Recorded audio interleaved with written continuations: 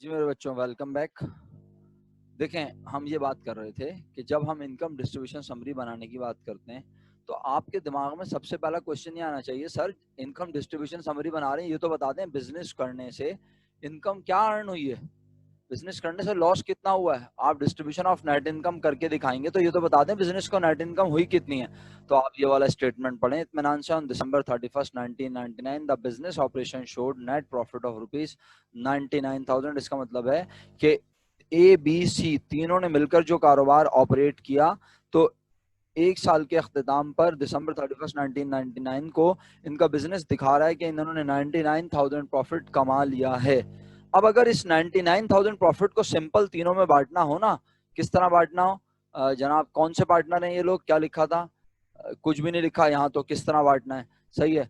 अगर आप देखें तो यहाँ फोर्थ पॉइंट में क्या लिखा था, रिमेनिंग नेट प्रॉफिट और net loss if any will be divided equally. तो यहाँ पर वो कह रहा है कि बाकी जो बचे, तो क्या बाकी बचा हुआ है? नहीं, ये तो बिजनेस से हुआ हुआ प्रॉफिट है भैया, बाकी थोड़ी बचा है। सर बाकी बचा हुआ किसे कहते हैं? जो salary, commission, interest, markup, bonus ये सब देने के बाद बच जाए, चाहे बिजनेस को प्रॉफिट हुआ हुआ चाहे लॉस हुआ हुआ, ये सब चीजें लाजमी दी जाएंगी क्योंकि ये एग्रीमेंट में लिखी गई हैं। ठीक है, तो बस बात को थोड़ा सा आगे बढ़ाते हैं। अगर आप मेरा साथ दे रहे हैं तो इसी तरह देते रहिए। अब हमें एक टेबल बनाना है, टेबल उसने बनाया हुआ है, आप देख सकते हैं। उस टेबल का नाम उसने रखा है income distribution summary. 4 main column बनाए, ए बी सी और टोटल। सर ये 4 कॉलम बनाने की वजह क्या होती है, 4 कॉलम क्यों बनाते हैं? बहुत जबरदस्त सवाल है माशाल्लाह, बहुत ज़हीन लोग हैं आप, अगर ऐसा सवाल आपके दिमाग में आ रहा है। बात यह है कि इनकम डिस्ट्रीब्यूशन समरी में हमें यही तो बताना है कि ए को फाइनली कितना मिलेगा, बी को कितना मिलेगा और सी को कितना मिलेगा। Getting my point? Equally divide होगा remaining profit after deducting all the salaries and other items. Right राफे, सही है। तो क्या आपको समझ आ रहा है मैं क्या कह रहा हूँ? क्या भाई एबीसी के कॉलम बनाने का मकसद क्या है? ये तीनों पार्टनर के, क्योंकि आज हम जो इनकम डिस्ट्रीब्यूशन समरी बना रहे हैं उसका मकसद यही है कि हमें पता चले कि मिस्टर ए को कितने पैसे मिलेंगे फाइनल, बी को कितने मिलेंगे और सी को कितने मिलेंगे। तो बिजनेस में प्रॉफिट अवेलेबल है 99,000। देखो 99,000 लिखा नजर आया सबको? कोई एतराज? मैं ये नहीं कह रहा कि ये फॉर्मेट आप फॉलो करना, लेकिन देखो जवाब हर तरह से एक ही आते हैं। ऐसा नहीं है कि मैं ये टेबल बनाऊंगा तो मैं ए का कुछ और आंसर निकाल लूंगा। फॉर्मेटिंग डिफरेंट होगी बट आंसर सेम होंगे। तो 99,000 के आगे ए बी सी के आगे कुछ भी लिखा हुआ नजर नहीं आ रहा। क्या मतलब है कि अभी ये 99,000 तीनों में बटा, तीनों में डिस्ट्रीब्यूट हुआ नहीं है। Right, excellent. तो अब हमारा काम क्या है, हमें इसको डिस्ट्रीब्यूट करना है। But before distributing this amount we have to consider these provisions. Number one is each partner will be allowed a monthly salary of ₹1,000। क्या मतलब हुआ भाई? कितने पार्टनर हैं? 3। और कहता है कि हर पार्टनर को दी जाएगी क्या, बोलो? Monthly salary. अच्छा, इनके कैपिटल बैलेंस कब दिए हुए थे, जरा सवाल में देख के बताना ऊपर। बिजनेस इनके कैपिटल बैलेंस, एबीसी के कैपिटल बैलेंस कब दिए गए थे? January 1st। और प्रॉफिट कब बताया गया, जरा ये भी बता दो। प्रॉफिट कब बताया गया है? December 31st। तो इसका मतलब है क्या 1 महीने की सैलरी दोगे हर पार्टनर को? बस होल ईयर की सैलरी रिकॉर्ड होगी। एक्सीलेंट, समझ आ रही है? होल ईयर की रिकॉर्ड होगी ना, तो इसका मतलब है ए को सैलरी मिलेगी कितनी, आप लिख के भेजो, शाबाश। बी को मिलेगी, सी को मिलेगी, सेम सेम जवाब हो गया। तो टोटल सैलरी की शक्ल में कितने रुपए बांटने हैं अब बताओ, चलो। Very good, excellent. 36,000 रुपए, 36,000 rupees will be distributed between partners as a salary। right, either the business has profit or loss। सही है। right now the business is in profitable situation। the business has a profit of ₹99,000। ठीक है, okay जी, जबरदस्त।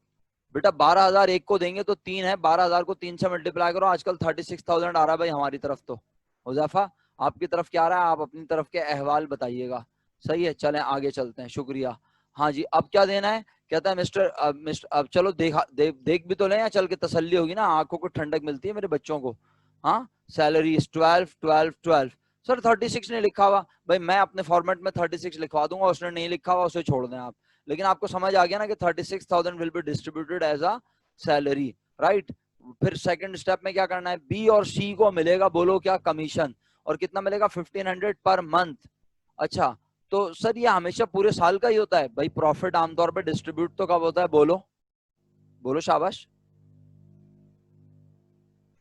साल के आखिरी दिन। लेकिन अगर कोई बिजनेस शुरू ही बिल फर्स्ट जुलाई 2020 में हुआ है, अगर कोई बिजनेस स्टार्ट ही जुलाई 1 2020 में हुआ है और उन्होंने डिसाइड किया है कि हम अपने बिजनेस का अकाउंटिंग ईयर दिसंबर 31 को खत्म कर देंगे, तो ऑल्दो अभी बिजनेस को स्टार्ट किए हुए सिर्फ 6 महीने गुजरे होंगे, सही है, लेकिन उन्होंने अपना अकाउंटिंग ईयर सेट कर लिया ना कि भाई हम अपना बिजनेस का अकाउंटिंग ईयर हर दिसंबर 31 को खत्म क्या करेंगे, तो पहले महीने जो सैलरी दी, पहले साल जो सैलरी दी जाएंगी पार्टनर्स को, वो कितने महीने की दी जाएंगी?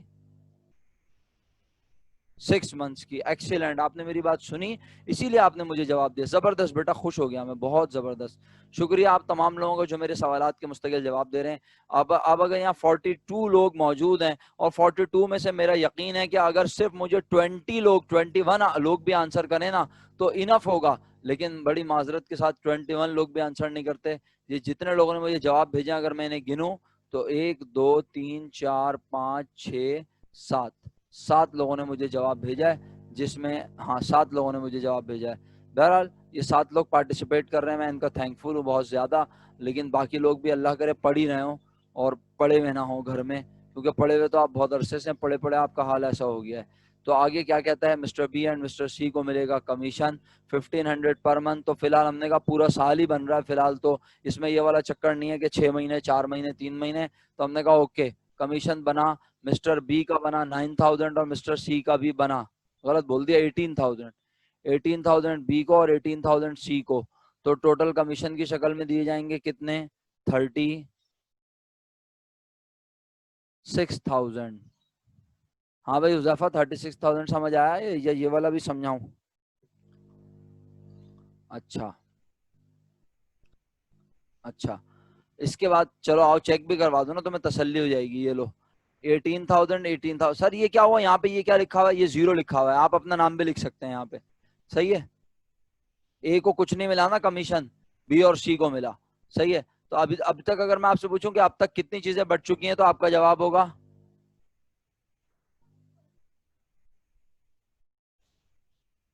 2 बढ़ चुकी हैं, एक सैलरी और एक कमीशन। अगर मैं पूछूं दोनों को मिला के कितने रुपए बांट दिए हैं, दोनों को मिला के कितने रुपए बांटने हैं हर सूरत, दोनों को मिला के कितने रुपए बांटने हैं हर सूरत, हर हाल में?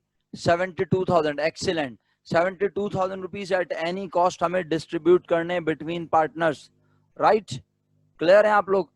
अच्छा, बस इसके बाद खत्म हो गया सवाल? नहीं बेटा, इसके बाद और भी चीजें जो लाजमी बांटनी है। क्या? Each partner is to receive profit, हर पार्टनर को मिलेगा प्रॉफिट। आप इसको प्रॉफिट भी कह सकते हैं, आप इसे इंटरेस्ट भी कह सकते हैं, आप इसे मार्कअप भी कह सकते हैं, ठीक है।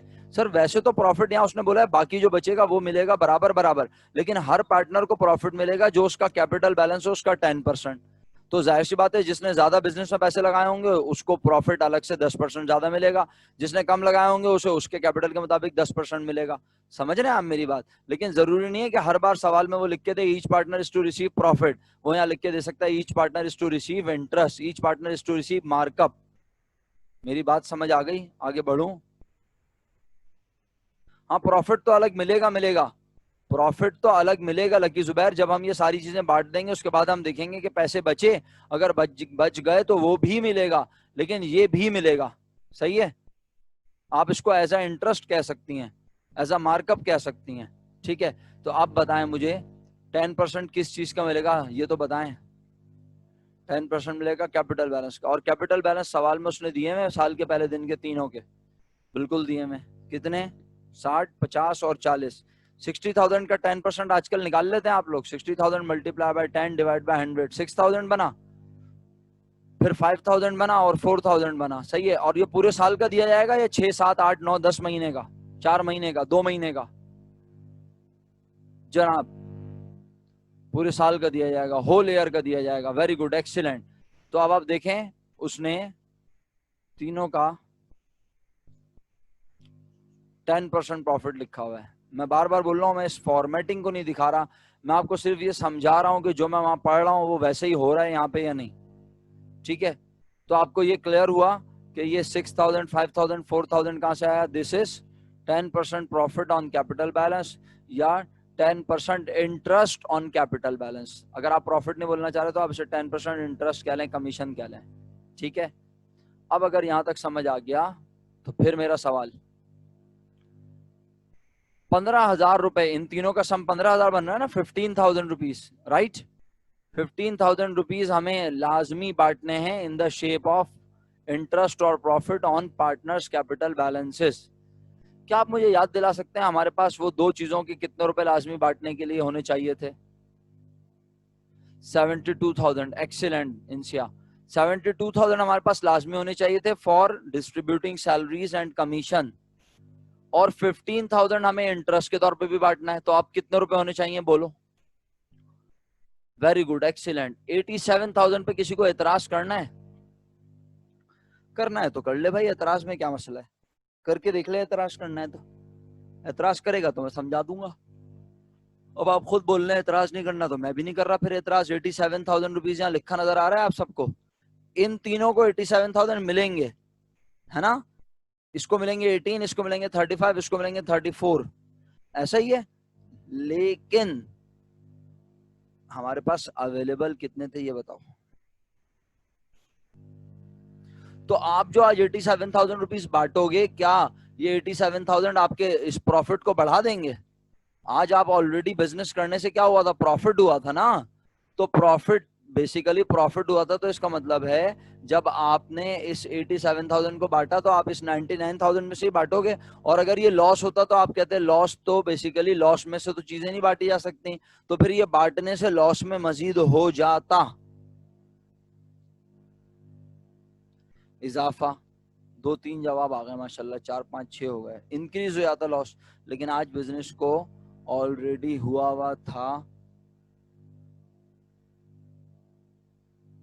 प्रॉफिट 99,000, उसमें से 87,000 रुपीज हमने डिडक्ट कर दिए, कहा 12,000 रुपीज बचे। अब उस 12,000 को कहते हैं रिमेनिंग प्रॉफिट, रिमेनिंग बैलेंस। लिखा हुआ भी नजर आ रहा होगा उम्मीद करता हूं। और उसके बारे में क्या फतवा दिया? बोला द रिमेनिंग नेट प्रॉफिट और net loss if any will be divided equally. आप सब जिंदा है ना माशाल्लाह? अरे तुम लोग कंडीशन ना लगाओ ना यार भाई। अशकान भाई, आप कह रहे हैं सर अगर बिजनेस लॉस में होता तो पार्टनर सैलरी और बाकी इंसेंटिव्स कहाँ से लेते? वो बिल्कुल ऐसे ही लिखते जैसे बिजनेस लॉस में होता है। तो क्या आप मुलाजमीन को सैलरी नहीं देते? अशकान, सिर्फ इस सवाल का जवाब दें। अनम्यूट करके दें, क्योंकि और भी मैसेजेस आए हैं तो फिर मैं नीचे आपका रिप्लाई आएगा तो मैं नहीं देख सकूंगा। मैं सिंपल सा सवाल कर रहा हूँ अशकान भाई, आप ये बताएं अगर बिजनेस लॉस में होता है तो क्या आप एम्प्लॉयज की सैलरी नहीं देते? लेकिन एम्प्लॉयज का काम करते हैं ना, ओनर्स का तो अपना बिजनेस है। अबे तो ओनर्स सैलरी इसीलिए तो ले रहे हैं कि एक ओनर बिजनेस को ज्यादा टाइम दे रहा था और एक ओनर बिजनेस को टाइम नहीं दे रहा था, तो उन्होंने एग्रीमेंट में लिख लिया था कि एक ओनर जो है जो आउटसाइड सैलरी काम के कर रहा है। हाँ, सैलरी के अलावा जो बाकी इंसेंटिव्स हैं, अगर लॉस में होगा, जैसे हमने मैं अभी बोल देता आपने हूँ, शो किया कि नेट इनकम में से ही उन्होंने बाकी सारी चीजें ली थी ना, देखो इंसेंटिव्स और सैलरी मैं वगैरह, समझ गया फिर वो अशकान भाई नहीं आप क्या कह रहे हैं। आप पैसे ये कह रहे कहाँ हैं ना से कि आए? चलें सैलरी तो समझ में आता है, बाकी इंसेंटिव ना दें। बात यह है कि जब आपने एग्रीमेंट में लिख दिया कि ये सब डिस्ट्रीब्यूट होगा, तो चाहे अब बिजनेस को प्रॉफिट हो चाहे बिजनेस को लॉस हो, आप अपने एग्रीमेंट को कंप्लाई करेंगे ना, आप अपने एग्रीमेंट को फॉलो करेंगे। तो आप एग्रीमेंट के मुताबिक ये सब चीजें लाजमी देनी पड़ेंगी। और फिर सर जब वो तो समझ गया, लेकिन मैं ये बोल रहा हूँ कि अभी भी हमने नेट इनकम में से ही डिडक्ट किया था ना, सारी अमाउंट उसी में से बिल्कुल निकाली थी। तो अगर बिल्कुल, इनकम ही नहीं होगी तो हम उस चीज़ के लिए कमीशन देने के लिए पैसे कहाँ से लेंगे? तो ये यही तो बोल मैं रहा आपसे हूँ। अर्ज कर रहा हूँ। मैं आपसे इसी, ये जो आपने अब सवाल किया, मैं इस सवाल का जवाब आपको पहले देना चाह रहा था। और सवाल का जवाब नहीं, मैं आपसे काउंटर क्वेश्चन कर रहा था ताकि आप मुझे उसका जवाब दें।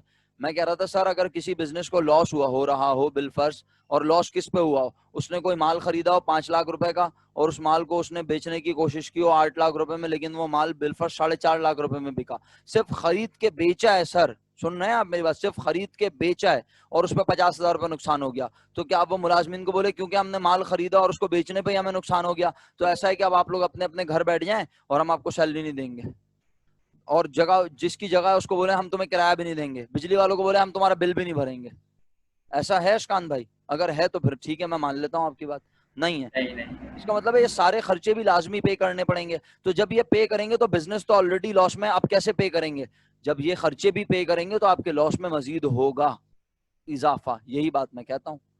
सही है सर? और यही वाली लॉजिक अब आप वहां इंप्लीमेंट कर दें कि if a business is already in loss, then distributing these benefits, perks and provisions will increase the loss for partners, will not increase the loss of business. This will increase the loss for partners. Business का loss वही रहेगा, business का profit वही रहेगा. अभी अगर हम पूछें कि बिजनेस का प्रॉफिट कितना है, अभी भी 99 है, लेकिन पार्टनर्स के दरमियान जो फाइनल प्रॉफिट बट रहा है वो बट रहा है 12,000 रुपए, क्योंकि जो बाकी उन्होंने बांटा है ना, वो उन्होंने 87,000 रुपीज अपनी मर्जी के मुताबिक डिस्ट्रीब्यूट कर लिए हैं. सही है. तो अगर अशकान साहब आप क्लियर हैं तो ठीक, नहीं है तो मुझे बता दीजिएगा. और भी लोगों ने पेट भर के अंग्रेजी लिख के भेज दी है मेरे पास. रिमेनिंग यानी असली प्रॉफिट ना, हाँ असली प्रॉफिट रिमेनिंग. अच्छा सर, आपने ही कहा था कि वर्कर सैलरी ओनर सैलरी से अलग है, तो लॉस हो तो वर्कर सैलरी की तरह ओनर सैलरी अगर डिडक्ट करें तो नेट लॉस तो चेंज हो जाएगा. हरीम, मेरा ख्याल है जिस वक्त मैं ये कॉन्सेप्ट समझा रहा था शायद आप कुछ लंबा चली गई थी क्लास से. आपने मुझे बोला था मैं थोड़ी देर में आ रही हूँ, आप बहुत लंबा चली गई. मैंने ये कॉन्सेप्ट समझाया है कि वर्कर सैलरी और ओनर सैलरी दोनों डिफरेंट हैं, होती दोनों सैलरी हैं, बट वर्कर की सैलरी बिजनेस का एक्सपेंस होती है और ओनर की सैलरी बिजनेस का एक्सपेंस नहीं होती. वो दोनों पार्टनर्स अपने आप अपने दरमियान चीजों को बांटने के लिए उसे खर्चा समझते हुए प्रॉफिट में से लेस करते हैं, ताकि जो बच जाए वो फिर हम बांट सकें एग्रीमेंट के मुताबिक. ये आपके सवाल का जवाब है. ठीक है. अच्छा, बिजनेस के नेट लॉस, और मैंने एग्जाम्पल भी बनाई थी. आप मेरा ख्याल है काफी देर में आई हैं आप, क्योंकि मैंने यहाँ पे एक एग्जाम्पल भी बनाई थी. ये रही मेरी शीट, इसमें मैंने ये बच्चों को बताया था कि अगर ये आप यहाँ मौजूद थी जब मैंने इसको 700 रुपए करके दिखाया था, उस वक्त थी आप क्लास में? अगर थी तो फिर तो आपको ये समझ में आना चाहिए ना कि अगर मैं बिजनेस का एक्सपेंस ट्रीट कर लूंगा तो मेरा प्रॉफिट और लॉस चेंज नहीं हो जाएगा बिजनेस का, जो कि गलत होगा, बिजनेस एंटिटी के कॉन्सेप्ट के अगेंस्ट होगा. सर देखें, मेरी बात सुने, जो अली रजा साहब आप बहुत ही इंतहाई लॉजिकल सवाल कर रहे हैं, अगरचे कि थोड़ा आउट ऑफ सिलेबस है, लेकिन चलें आप सवाल कर रहे हैं तो मेरा फर्ज है बीइंग अ टीचर मैं जवाब दे दूं. अली रजा साहब जो ना वो मोहतरम कह रहे हैं सर तो पार्टनर्स की सैलरी पर एफबीआर टैक्स चार्ज करेगा. एक बात बताएं, एफबीआर टैक्स वाले क्या जो आप सैलरी के तौर पे बिजनेस से ले रहे हैं उसे वो सैलरी मान रहे हैं? पहले तो मुझे इस सवाल का जवाब दे दें आप सर, जरा अदब से. सवाल किसी को समझ नहीं आया तो मैं खूबसूरत से दोबारा सवाल कर लेता हूं. मजे की बात है, मैं कह रहा हूं जिस अमाउंट को पार्टनर एज अ सैलरी ले रहे हैं, क्या एफबीआर उसे सैलरी मान रहा है? नहीं, एफबीआर उसे प्रॉफिट ही कंसिडर कर रहा है. अशकान भाई थैंक यू सो मच, आपने मेरे मुंह के अल्फाज छीन लिए. वो उसे प्रॉफिट ही कंसिडर करेगा. तो भाई वो कहेगा आपको बिजनेस करने से प्रॉफिट हुआ. और अगर आप अब देखें, ये टैक्सेशन मेरा यहाँ पे बिल्कुल भी सब्जेक्ट नहीं है, ना मैं आपको टैक्सेशन सिखा रहा हूँ, बट आपने सवाल किया तो आपके सवाल का जवाब दे रहा हूँ. वो जो पार्टनरशिप के बिजनेस से प्रॉफिट हुआ होगा ना 100 रुपए, वो उस 100 रुपए पे ऑलरेडी टैक्स दे चुके होंगे, तो अब वो इसमें से कोई एक 40 ले कोई एक 60, उसके ऊपर फर्दर टैक्स नहीं दिया जाएगा. लेकिन क्योंकि अल्हम्दुलिल्लाह मैं टैक्सेशन सीनियर लेवल्स को भी पढ़ाता हूँ मजीद, तो मुझे पता है टैक्सेशन के बारे में, तो ये जुमला सुन लें नॉलेज के लिए एडिशनल अगर आप सुनना चाहें.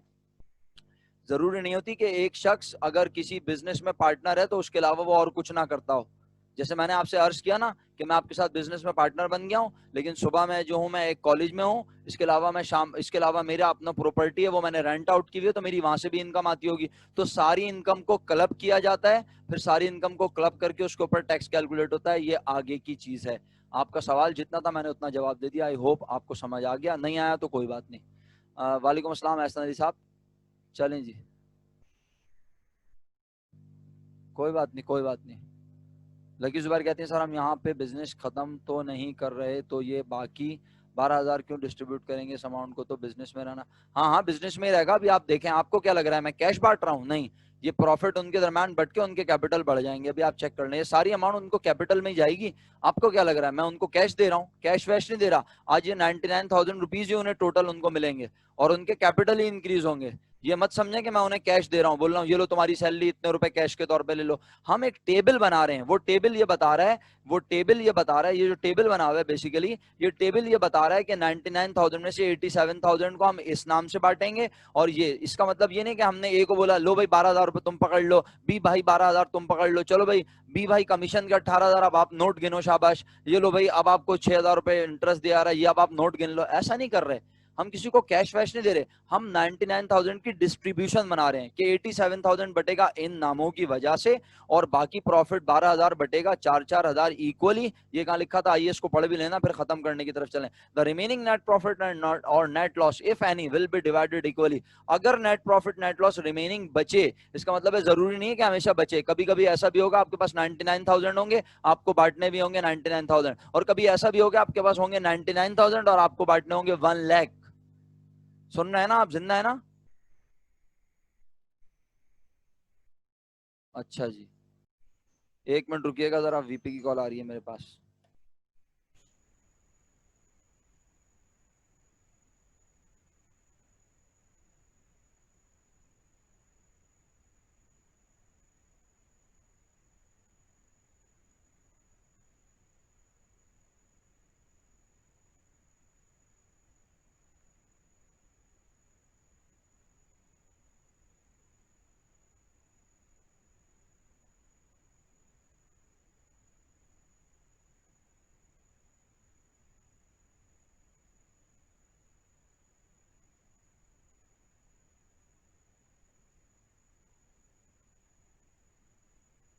जी प्यारे बच्चों, सेकंड यूनिट में हमने अटेंडेंस मार्क की अभी तक नहीं की। खैर अभी टाइम है, वॉलंटियर से मेरी रिक्वेस्ट है कि जब लास्ट 10 मिनट्स रह जाएं तो वो मुझे बताएं, फिर हम अटेंडेंस मार्क करेंगे, अभी नहीं कर रहे। राइट? हाँ चलें। तो देखें, अब देखें आप लोग इतने अच्छे अच्छे सवाल कर रहे हैं, यकीन करें इतने जबरदस्त जबरदस्त सवाल आ रहे हैं। सवाल आया कि सर फिर ये जो है ना, जब 12,000 रुपए भी प्रॉफिट की शक्ल में देने हैं तो इसको बांट क्यों रहे हैं?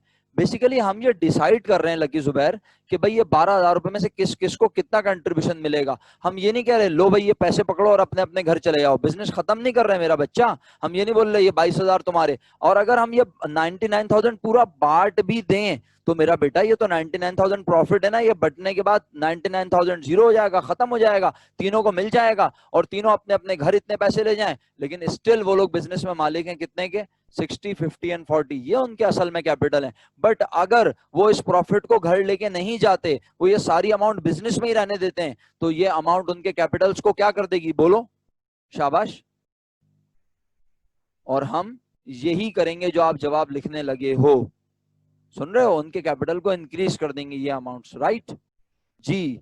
तो हम ये नहीं करेंगे कि हम बोले भाई कैश चला गया, बिजनेस से कैश वैश कुछ नहीं जा रहा, सही है, हम इतने रुपए उनके कैपिटल्स में बढ़ा देंगे, यही हमने करना है। अभी मासूमा सेविंग्स में नहीं, सेविंग कोई अकाउंट नहीं है मेरा बच्चा, बस हम उनके अकाउंट में पैसे बढ़ा देंगे, फिर उनकी मर्जी है वो बाद में विड्रॉ कर लें, निकाल लें, ड्राइंग कर लें। डेफिनेटली हसन साहब जब लॉस होगा तो कैपिटल डिक्रीज कर देंगे सर, फिर ये माइनस में आएंगे अमाउंट। अच्छा, अब अगर आप क्लियर हैं तमाम लोग तो आपको ये भी समझ आ गया कि रिमेनिंग प्रॉफिट और लॉस इफ एनी समझ आया, ये एनी समझ आई आपको? अल्लाह अकबर।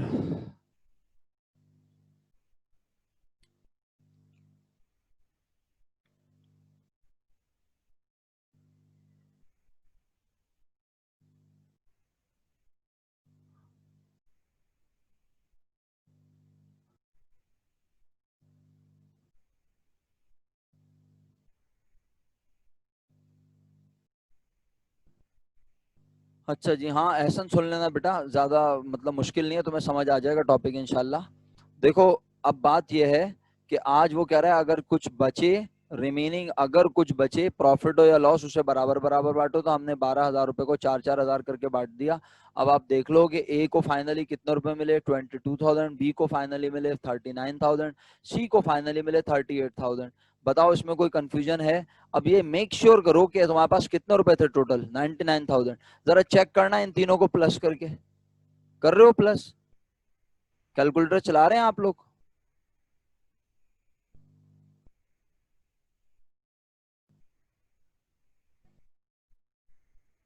22, 39 and 38.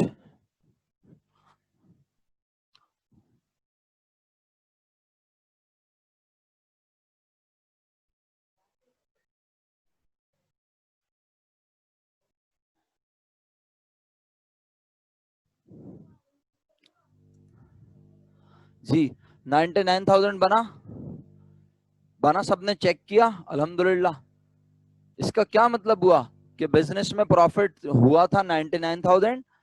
90 देखें, एक आसान लफ्जों में अगर मैं एक अजराए मजाक एक बात कहूँ ना तो यूं कह सकता हूँ यार 99,000 को वैसे ही बांट देते, लेकिन मसला ये 99,000 को अगर इक्वली बांटते तो फिर तीनों के हिस्से में 33 33 33 आता। तो ये सारी ड्रामेबाजी करने का मकसद यही है कि भाई आज उन्होंने कहा है कि चाहे बिजनेस में उन्हें प्रॉफिट हो चाहे लॉस, सैलरी की शक्ल में इतने इतने पैसे मिलने हैं, कमीशन की शक्ल में इतने मिलने हैं, 10% प्रॉफिट उनके कैपिटल बैलेंस पर उन्हें मिलेगा। और चाहे अब मैं यहाँ पे फर्ज करूँ उनके बिजनेस को अगर लॉस हुआ हो तो लाजमी उन्हें 87,000 बांटने, तो ये 87,000 उनके लॉस को बढ़ा देगा। अभी बिजनेस में प्रॉफिट हुआ है तो प्रॉफिट में से इस अमाउंट को एडजस्ट कर लिया, कहा बाकी 12,000 प्रॉफिट बचा, वो 12,000 के 3 हिस्से करके दे दिया और तीनों को फाइनली इतनी इतनी अमाउंट मिल गई। उम्मीद करता हूँ अल्लाह के हुक्म से कि आप सबको अच्छे से समझ आया होगा, आपने सुना होगा, आपने दिलचस्पी ली होगी, इंटरेस्ट लेके सुना, समझा। अगर समझ आ गया तो मेरा ख्याल है अब हम एक क्वेश्चन पर चलते हैं और क्वेश्चन अटेम्प्ट करते हैं। क्या ख्याल है? लिख कर अटेम्प्ट करें क्वेश्चन, बिस्मिल्लाह करें प्यारे बच्चों। ओके, तो आप लोगों से रिक्वेस्ट है कि आप क्वेश्चन नंबर 6 पे आ जाएं, प्रॉब्लम पर नहीं, एग्जामिनेशन क्वेश्चन 6 नजर आ रहा है ये लिखा हुआ, फुरकान एंड फरीद। जरा क्वेश्चन पे आ जाएं तो यस लिख दीजिएगा, क्वेश्चन पर आ जाएं तो यस लिख दीजिएगा, क्वेश्चन सामने रख लें अपने तो, हाँ यस जी जो दिल चाहे।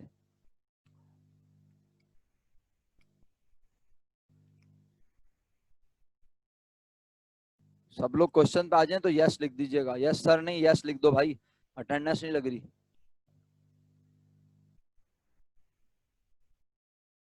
ओके जी, आई थिंक तकरीबन क्लास आ गई है, सब लोगों ने यस लिख के भेज दिया, तकरीबन लोगों ने जो मेरे साथ क्लास में मौजूद हैं।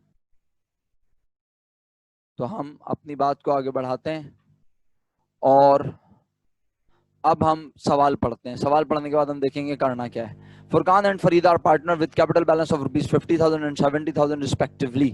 The partnership deed provides as under 1 से लेके 4 तक कुछ प्रोविजंस लिखे हुए हैं। उसके बाद 5th पॉइंट में कह रहा है the net income for the year ending March 31, 2001 amounted to rupees 1,40,000। Business को नेट इनकम, जो बिजनेस की नेट इनकम है वो कितनी है? 1,40,000। अगरचे के यहाँ लिखा है कि ईयर एंड हो रहा है मार्च 31, 2001, तो क्या आपकी मर्जी से ईयर एंड होगा जनाब? एयर तो कभी भी एंड हो सकता है, इस बात पे एग्री करते हैं आप? एयर तो कभी भी एंड हो सकता है, इस बात पे एग्री करते हैं? बिल्कुल करते हैं। आपने बोला यस सर, ईयर कभी भी एंड हो सकता है। तो अगर आज वो मार्च 31, 2001 पे ईयर एंड कर रहा है तो कोई ये ना समझे कि सर जनवरी से लेके मार्च 3 महीने बने। अगर ऊपर लिखा हो कि जनवरी 1 को बिजनेस शुरू हुआ है, अगर ऊपर क्या लिखा हो मेरा बेटा इस्माइल, अगर ऊपर लिखा हो जनवरी 1 को बिजनेस शुरू हुआ है और मार्च 31 को ईयर खत्म हो रहा है, तो फिर हम बेशक कहेंगे कि 3 मंथ्स बनते हैं। लेकिन जब कुछ नहीं लिखा,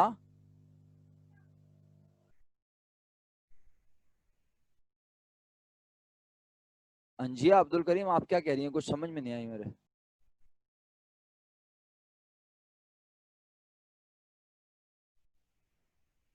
अंजिया क्या कह रही हो बेटा? कुछ समझ में नहीं आया। आपको स्क्रीन शो नहीं हो रही मेरी? अंजिया अब्दुल करीम को? हाँ हाँ मैं बनाऊंगा टेबल मेरा बच्चा। नहीं नहीं अब मैं टेबल बनाऊंगा, डोंट यू वरी। नहीं नहीं मैं बनाऊंगा, मतलब मैं बनाया हुआ है, आपको मैं दिखाऊंगा अभी। लास्ट 10 मिनट्स, ओके चलो। अच्छा चलो, वॉलेंटियर्स अपनी अटेंडेंस मार्क करो जरा, volunteers.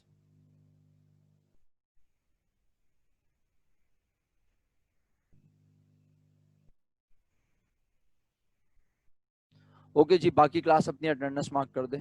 Thank you so much. Allah Akbar.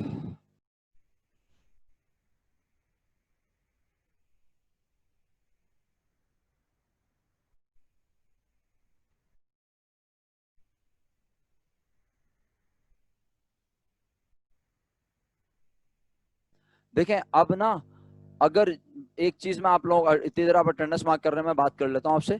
मैं एक चीज आपको पहले से इंडिकेट कर देता हूं, अगर एमसीक्यूज की तरफ चला गया ना पेपर, तो भाई शायद फिर मैं फॉर्मेटिंग वगैरह पर इतनी जान ना लगाऊं, फिर मेरी सारा का सारा फोकस होगा कंप्यूटेशंस पे स्ट्रॉन्ग ग्रिप बनाना।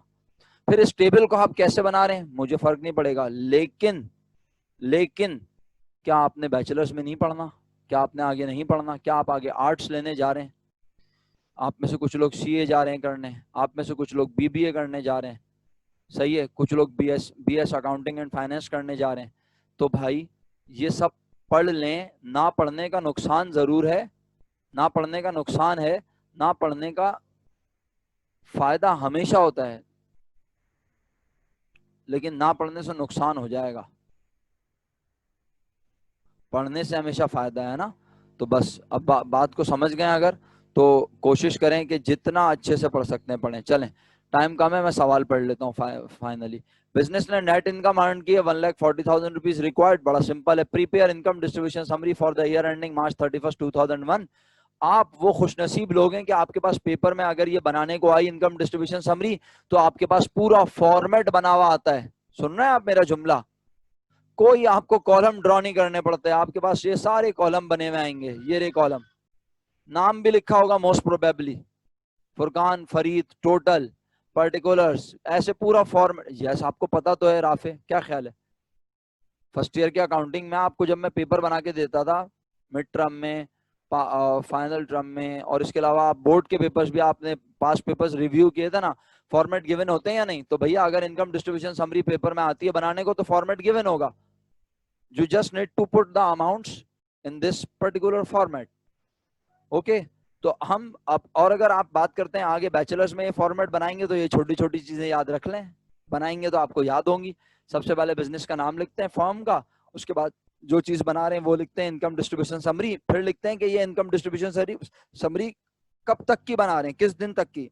बिजनेस का प्रॉफिट किसी एक दिन का थोड़ी है, तो हम लिख के दिखाते हैं कि फॉर द ईयर एंडेड मार्च 31, 2001, या हम मार्च 31, 2001 तक के बना रहे हैं, राइट? एक मिनट पानी पी लो बच्चों जरा।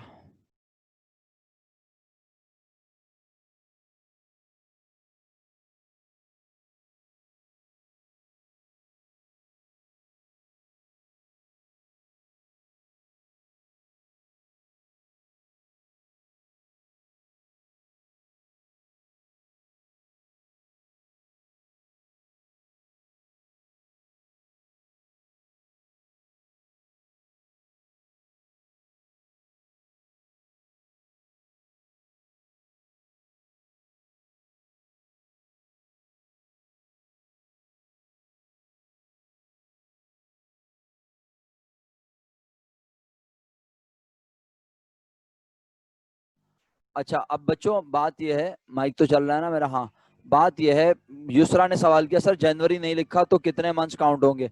जनवरी नहीं लिखा तो यही अजम्पशन है कि पूरा साल है, सही है। और जनवरी लिखा होगा तो फिर ऊपर ये भी लिखा होगा कि जनवरी 1 को बिजनेस स्टार्ट हुआ है, तो हम कहेंगे जनवरी 1 को स्टार्ट हुआ और मार्च 31 को ईयर एंड कर दिया, तो ये तो 3 मंथ्स बने, राइट? अच्छा, आइए अब जरा फॉर्मेट डिस्कस करता हूं आपसे। फर्म का नाम, income distribution summary for the year ended, और उसके बाद पर्टिकुलर्स, फिर फुरकान, फरीद और टोटल।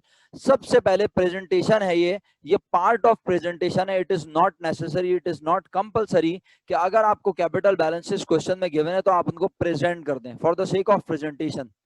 कोई इसमें अमाउंट प्लस नहीं होनी, कोई माइनस नहीं होनी। मैंने अर्ज किया ना, ये फॉर्मेट, ये मेरा अंदाज है, बुक में भी आपको ये अंदाज आगे नजर आ जाएगा।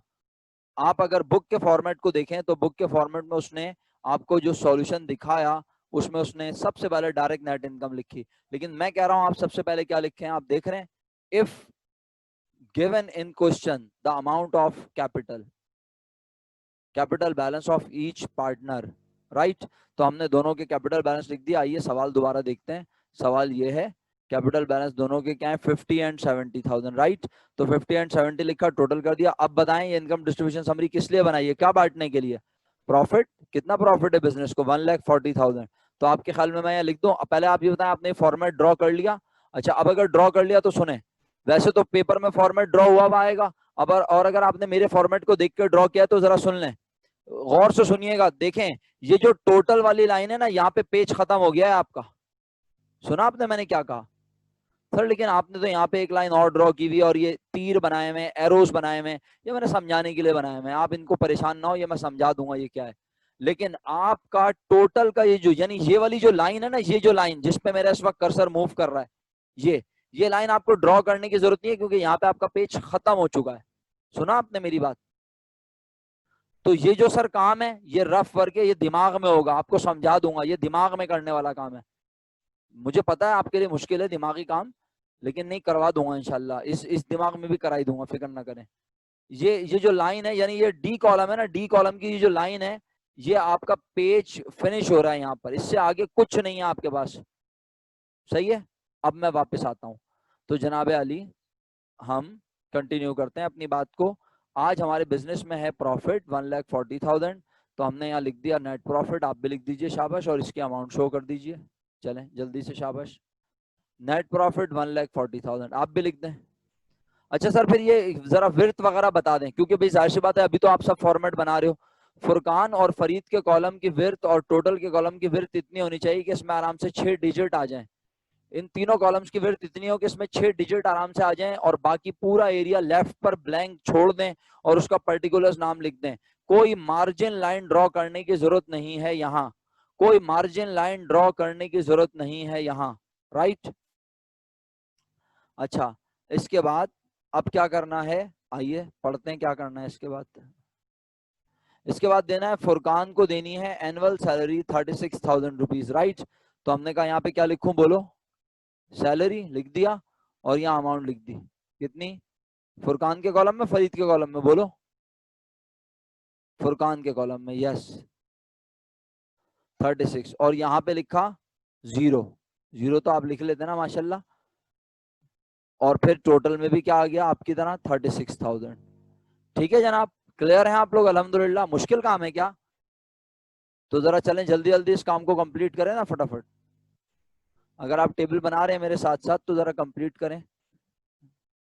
अच्छा, ये अस्मा कहती है सर मैं तो टेबल बना लिया। अच्छा जी, जबरदस्त। चलें फिर इसके बाद क्या लिखना है मैं बताता हूँ। आखिरी मिनट स्टार्ट होगा, उसके बाद हम दोबारा आएंगे इंशाल्लाह, मैक्सिमम 7-8 मिनट्स के लिए, 10 मिनट्स के लिए, ज्यादा टाइम नहीं लूंगा आपका।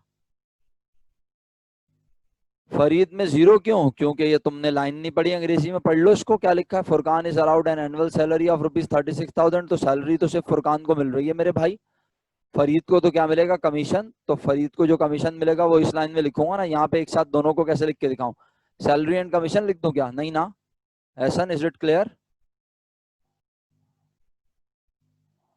तो यहाँ मैंने लिख दिया कमीशन, इसके आगे आप लिखना चाहो तो लिख दो कमीशन टू फरीद, यहाँ लिख दो सैलरी टू फुरकान।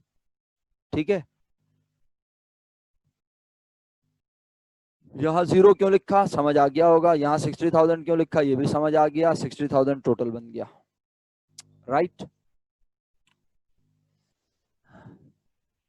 अब क्या करना है, आइए आगे पढ़ते हैं। मार्कअप देना है इनिशियल कैपिटल पर कितने परसेंट? 10%, राइट।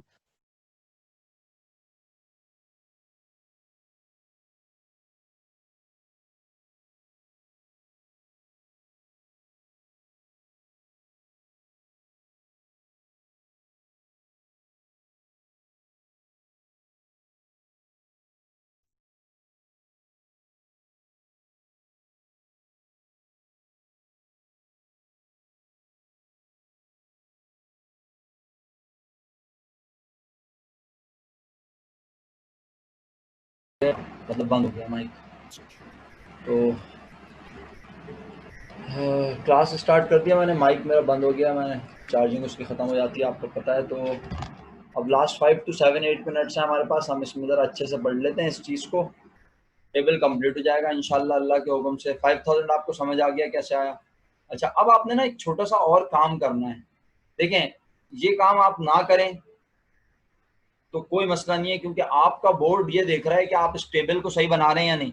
उसे पता है कि हमारे बच्चे को, आपके बोर्ड को ना पता है कि हमारे बच्चे को ये 5,000 कैसे आया है, पता है। वो छापता नहीं है, आपके बोर्ड में छपाई होती भी नहीं है, सीधी सी बात है ना। बहुत, यानी वो क्या कहना चाहिए, 1%, हर चीज 100% तो कुछ भी नहीं है ना। तो 1% चांस होता है कि आप कहीं से कुछ छाप लें। तो बोर्ड कहता है कि अगर बच्चे ने यहाँ सही अमाउंट लिखी है तो उसने चाहे कहीं से देख के क्यों ना लिखी हो, वो सही है, उसको पता है यहाँ ये अमाउंट आएगी। तो जबकि मैं कहता हूँ BIEK में हम कहते हैं बच्चों को कि आप इस प्रेजेंटेशन दो कि ये कैसे आया, ये प्रेजेंटेशन है, तो आप ये नोट बनाएं या ना बनाएं मुझे एतराज नहीं है, और ना मैं आपको बनाने को कह रहा हूँ, लेकिन सिर्फ ये समझाने के लिए आपको दिखा रहा हूँ कि मार्कअप की अमाउंट 5000 कैसे आई। 50,000 का 10% लिया 5000 आया, फिर 70,000 का 10% लिया 7000 आया, राइट, और फिर दोनों को प्लस कर दिया, टोटल आया 12,000। मुझे बताएं यहां तक सब क्लियर है आप लोगों को? मार्कअप डिस्ट्रीब्यूट हो चुका है, अब क्या देना है? क्लियर है अल्हम्दुलिल्लाह। अब रिमेनिंग बैलेंस डिसाइड करना है और उसे बांटना है बराबर बराबर, सही है जनाब अली? चलिए तो रिमेनिंग बैलेंस डिसाइड करते हैं। अब जरा सुनेंगे आप प्रोसीजर। हाँ, ये जो काम हो रहा है अब ये रफ में हो रहा है, ठीक है मेरा बच्चा, ये रफ में हो रहा है, याद रहे रफ में, दिमाग में कहीं अलग से लिख के कर सकते हैं, लेकिन इसको अपने फॉर्मेट पे नहीं लिखना, ये सिर्फ आपको समझाने के लिए मैंने यहाँ लिखा है। जाहिर सी बात है मैं लिखूंगा नहीं तो आपके लिए समझना मुश्किल हो जाएगा। क्या आप मुझे बता सकते हैं आज कितनी चीजें लाजमी हर हालत में बांटनी है? कितनी चीजें? 3। Very good. पहली सैलरी, दूसरा कमीशन, तीसरा मार्कअप। तीनों को मिलाकर अगर आप चेक करें तो अमाउंट कितनी बनती है बताएं मुझे, तीनों को प्लस करें जरा और बताएं अमाउंट कितनी बनती है। तो आपका जवाब है 1,08,000। 2 नहीं भैया, 1,08,000 आ रहा है हमारे पास, तो 2 किसके पास आ रहा है? 1,08,000 जवाब बन रहा है। इसका मतलब सुन लें उर्दू जुबान में, इसका मतलब है चाहे आज बिजनेस करने से उन्हें प्रॉफिट हुआ हो, चाहे आज उन्हें बिजनेस करने से लॉस हुआ हो, उन्होंने एग्रीमेंट में लिखा हुआ है कि वो लाजमी डिस्ट्रीब्यूट करेंगे कितने रुपए, 1,08,000, तो हमें वो 1,08,000 रुपए डिस्ट्रीब्यूट करने हैं, चाहे बिजनेस में पैसे हों या ना हो, या बिजनेस लॉस में हो, हमें उससे कोई गर्ज नहीं है, राइट। बिजनेस यानी चाहे प्रॉफिट हो, चाहे नो प्रॉफिट नो लॉस हो, चाहे लॉस हो, कोई भी सिचुएशन हो, हमें 1,08,000 रुपए देने हैं। अब ये बताओ कि आज बिजनेस में कुछ पैसे मौजूद थे? गौर से देख के बताओ, थे या नहीं थे? अरे सो गए क्या? पूछ रहा हूँ, बिजनेस में पैसे मौजूद थे?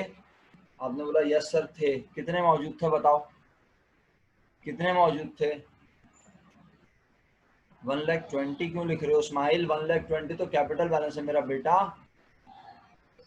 हफ्सा आपने भी 120 लिख के भेज दिया, हरीम ने 32 लिख के भेज दिया। मेरा सवाल नहीं सुनते आप लोग, मुझसे आगे बढ़ रहे हैं, धक्का देके गिरा दूंगा आप लोगों को। इडियट्स, मैं बोल रहा हूँ कितने रुपए मौजूद थे, ये सवाल है मेरा। कितने रुपए बचे नहीं पूछ रहा, मैं बोल रहा हूँ कितने रुपए मौजूद थे इन द शेप ऑफ प्रॉफिट। तो सिंपल जवाब है 1,40,000। कोई ढक्कन बोल रहा है 1,20,000, कोई बेवकूफ बोल रहा है कि सर 32,000। अबे मुझसे आगे क्यों भाग रहे हो? आज बिजनेस में 1,40,000 अवेलेबल थे इन द शेप ऑफ प्रॉफिट, तो हमने 1,40,000 में से इसे क्या किया? सर ये 108 कहां से आया? इन तीनों को प्लस करके, आपको समझाने के लिए इन्हें अलग से लिखा है, वरना इन्हें लिख के दिखाने की जरूरत नहीं है। तो 140 माइनस 108, खुदारा ये याद रखना, वरना आगे जब मैं यही एग्जाम्पल बनाऊंगा तो तुम लोग बोलोगे सर समझ नहीं आ रहा। 140 माइनस 108, माइनस 108 समझ आ रहा है? क्योंकि इतने रुपए में से इतने रुपए तो बट गए इन the shape of salary, commission and markup. तो आपके पास बाकी जो अमाउंट बची वो प्रॉफिट है या वो लॉस हो गया? आप 32,000 प्रॉफिट बचा या लॉस हो गया? 32,000 प्रॉफिट बचा, तो 32,000 को पॉजिटिव लिखा है यहाँ पर, ये देखो पॉजिटिव लिखा हुआ है 32,000। और इस 32,000 को कैसे बांटना है? वैसे तो आप बड़े चैंपियन है माशाल्लाह, इक्वली बांटना है, लेकिन फिर वही वाली बात, BIEK को जब हम पढ़ाते हैं तो हम कहते हैं बेटा इस तरह से नोट बना के दिखाओ। रिमेनिंग बैलेंस मिला 32,000 मल्टीप्लाई बाय 1/2, 16 एंड 16। लेकिन क्योंकि आप एक ही यूबी हैं तो बेशक आप ना लिखें कि कैसे आया 16-16, आप डायरेक्ट 16,000 लिख दें। पेपर चेकर एग्जामिनर को पता है कि आप चैंपियन हैं, आपको काम करना आता है, आप चीटिंग नहीं करते हैं। तो बस फाइनली इसका मतलब ये नहीं है खुदा ना खास्ता कि BIK वाले चीटिंग करते हैं। मेरे कहने का मतलब ये कि भाई आपके बोर्ड का एक पैटर्न है, हम उस पैटर्न को भी तो बताते हैं ना आपको। आपका बोर्ड आपको लेवरेज देता है कि बच्चे ने अगर सही काम किया तो बस सही है इसका मतलब। तो बस पर्टिकुलर्स में नाम लिखेंगे नहीं। 32 का नाम लिखा है ना, ये रहा, रिमेनिंग बैलेंस शेयर इक्वली लिखा तो है मेरा बेटा। अगर सर अगर इक्वल डिवाइड करके पार आंसर में पॉइंट में आ रहा हो तो क्या लिखेंगे? किसी को 1 रुपए ज्यादा दे देना, किसी को 1 रुपए कम, उससे कोई फर्क नहीं पड़ेगा। सही है, पॉइंट में जवाब आ रहा हो तो किसी को 1 रुपए ज्यादा 1 रुपए कम देने से कोई फर्क नहीं पड़ता। सही है, मलकुल मौत आके लेके नहीं जाते इनको। हो जाता है, 1-1 रुपए से कोई मसला नहीं होता। अच्छा, अब फाइनली इस साइड का टोटल कर लें। क्या इस साइड का जब टोटल करेंगे तो 50,000 को प्लस करूंगा आपके ख्याल में? इसके नीचे कितनी लाइंस ड्रॉ हुई है जरा देख के बताइएगा, आपको नजर आ रही है लाइंस? इसके नीचे कितनी लाइन ड्रॉ हुई है? 2 लाइन है। इसका मतलब है ये जस्ट प्रेजेंटेशन है, ये टोटल है, इसके नीचे कुछ प्लस नहीं करना ना माइनस। तो फिर करेक्ट टोटल इस साइड का क्या है? 57,000।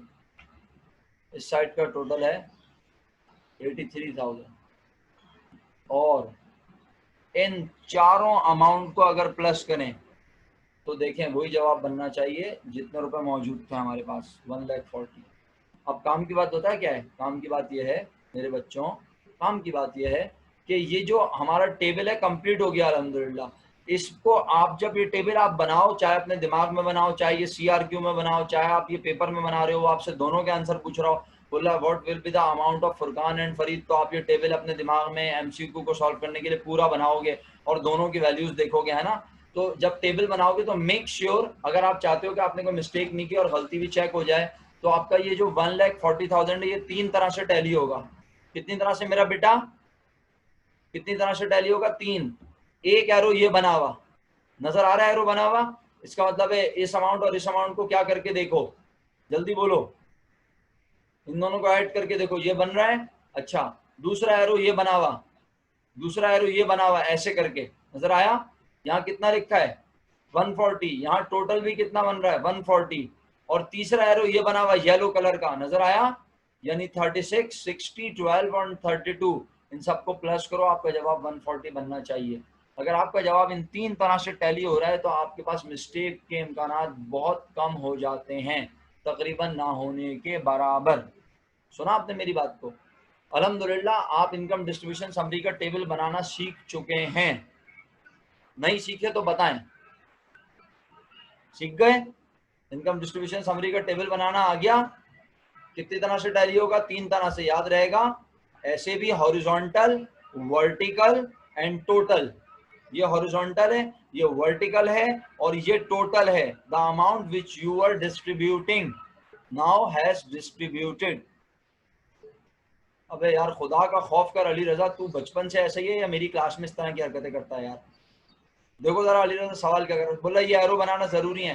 अबे बेवकूफ खूबसूरत इंसान, बोला भी था मैंने कि यहाँ पे तुम्हारी लाइन खत्म हो गई, इसका मतलब है तुम्हें ये कुछ भी नजर नहीं आ रहा। ये सब तुम्हें समझाने के लिए क्या है बेटा, शुक्र करो मैं क्लास में पढ़ा नहीं रहा तुम्हें, वरना तुम तो क्लास में वो शख्स थे कि जब ये कॉपी में काम करता था ना अली रजा, आप यकीन करें ये पहले अपनी कॉपी में बोर्ड बनाता था, व्हाइट बोर्ड, फिर व्हाइट बोर्ड में ये एक शख्स खड़ा करता था, उसका नाम लिखता था सर इमरान, फिर ये बाकी काम लिखता था। कैसा अली रजा भाई? घर छोड़ दिया आज मैंने आपको ले जाके? बाकी लोगों को मजा आया? अली रजा के बारे में बताया, वो ऐसे काम करता था अली रजा। आप लोग अली रजा को हल्का लेते हैं। अली रजा पहले बोर्ड बनाता है अपने रजिस्टर में हमेशा। अभी देखिएगा, अभी 15 से क्लासेस शुरू होंगी ना, आप देखिएगा, मैं आपको दिखाऊंगा इनकी नोटबुक। पहले ये पूरी, कभी कभी तो ज्यादा मूड में होता है पूरी क्लास बनाता है, फिर किसी दिन ज्यादा मूड में होता है घर से कॉलेज बना के आता है। अच्छा चलें, अबे हाँ सवाल देखो ना यार, ऐसे ऐसे VVIP सवाल लेकर आते हैं ये लोग, लगता है कि तपा दे बंदे को। चलो खत्म हो गई क्लास है, काफी है। अच्छा अब सुनो, होमवर्क लेके जाओ बेटे, होमवर्क लेके चले जाओ। ये लो होमवर्क क्या है। अच्छा अभी हमने एंट्रीज बनानी नहीं सीखी है, तो तुम सिर्फ टेबल बनाओगे, राइट? टेबल बनाओगे, कुर्सियां कल बनाएंगे। अभी सब टेबल बना लें, कुर्सियां बाद में बनाएंगे हम। टेबल बनाओ सब लोग। क्वेश्चन 1। अरे ये क्या सर, 2 केस हैं? हाँ ना, क्या हो गया, 2 केस हैं तो इनकम डिस्ट्रीब्यूशन समरी कितनी बार बनाओगे? बोलो। 2 बार। एक बार फर्ज करना बिजनेस को क्या हुआ, बोलो। प्रॉफिट 4,000। एक बार बिजनेस को क्या हुआ, बोलो। लॉस 6,000। अच्छा चलो, लॉस वाला अगर नहीं करना चाहते तो नहीं करना, प्रॉफिट वाला तो कर लोगे लिख के, या लॉस वाले को पेंसिल से बना लेना, क्या ख्याल है? लॉस वाले को पेंसिल से कर लो, कल फर्दर डिस्कशन होगी, अभी बहुत कुछ बाकी है, अभी पिक्चर बाकी है भाई बहुत। तो क्वेश्चन 1 का अल्लाह के हुक्म से आप करोगे कोशिश? नहीं मासूमा, आप अगर नहीं चाहती कि केस नंबर 2 करना तो आप 1 फेयर कर लें, सेकंड छोड़ दें, सेकंड में आपको कल करवा दूंगा, यानी जब मैं आपको लॉस का केस पढ़ा दूंगा फिर मैं जो है आपको दे दूंगा, क्या ख्याल है? अच्छा क्वेश्चन नंबर 4, इसमें देखें बिजनेस को क्या हुआ है, बोलें। प्रॉफिट है, इंशाल्लाह अल्लाह के हुक्म से कोशिश करेंगे। आप लोग बोलिए। इनकम डिस्ट्रीब्यूशन समरी बनानी है, जर्नल बनाना नहीं सिखाया। 2 हो गए, 2 टेबल हो गए। और इसमें भी कितने, प्रॉफिट वाला तो ऐसे ही होगा ना, ऐसे जैसे हमने अभी सीखा है। लॉस वाले में ब्रैकेट लिखी जाएगी और माइनस में डिस्ट्रीब्यूट होगी रिमेनिंग अमाउंट। तो लॉस वाला मैं कल सिखा दूंगा। बस 3 होमवर्क हो गए आपके, सुन लें। क्वेश्चन 1 में आप एक केस कर रहे हैं, केस 1 सुन लिया। केस 2 को अपनी मर्जी से करता है, रफ बना लेता है, अच्छी बात, सही है। एक हो गया। क्वेश्चन नंबर 4, क्वेश्चन 4 में इनकम डिस्ट्रीब्यूशन समरी बनाएंगे, एक ही बनानी है और बिजनेस को प्रॉफिट हुआ हुआ है, राइट। क्वेश्चन नंबर 9 नोट किया आपने, तीसरा question, question number 9। Question number 9 में 2 केस हैं, लेकिन आप कौन सा अटेम्प्ट करेंगे, केस नंबर 2 प्रॉफिट वाला, 40,000 रुपीज प्रॉफिट वाला। कोई बच्चा लॉस वाला केस बनाना चाहे तो जरूर बनाए। मैं सिर्फ 2 जुमले बोल के बात खत्म कर देता हूं। जब लॉस वाला केस बनाएंगे, तो लॉस के अमाउंट को ब्रैकेट पैरेंथेसिस में लिखेंगे, फिर रिमेनिंग अमाउंट भी पैरेंथेसिस ब्रैकेट में ही आएगी।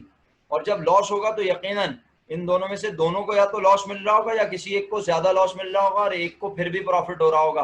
सर ऐसा कैसे हो सकता है बिजनेस को लॉस हुआ और एक को प्रॉफिट हो रहा हो? क्योंकि एक की सैलरी उसके नुकसान को कवर कर लेगी, तो फिर भी वो प्रॉफिट में रहेगा। जाहिर सी बात है, अभी केस पढ़ाया नहीं है तो आपको समझ में इतनी आराम से थोड़ी आएगा। तो कल अभी मजीद काम करने हैं। ये देखें, अभी क्वेश्चन 6 पढ़ाया है, अभी इसका एक केस है, अभी और पढ़ाऊंगा, परेशान मत हो। होमवर्क समझ आ गया? जल्दी बताएं।